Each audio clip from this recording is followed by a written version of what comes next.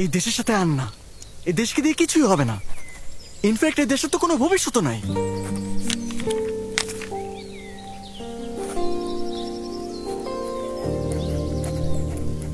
কি লিখছিস এসব?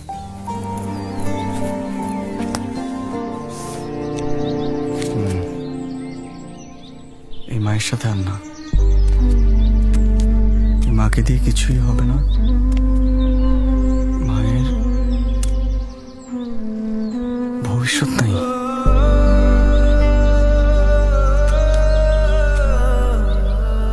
দেশটা তো আমাদের মাই। আমরা সবাই যদি পালাই তাহলে মাকে সাজাবে কে? আমরা কেউই যদি না থাকি তাহলে দেশের ভবিষ্যৎ করবে কে? সব ছেড়ে চলে যাওয়া তো সহজ, কিন্তু দেশে থেকে দেশের জন্য কিছু করা, ওটাই আসল সাহস। দেশটা কিন্তু আমাদের হাতে। তাহলে চল একসাথে দেশের জন্য কিছু করি।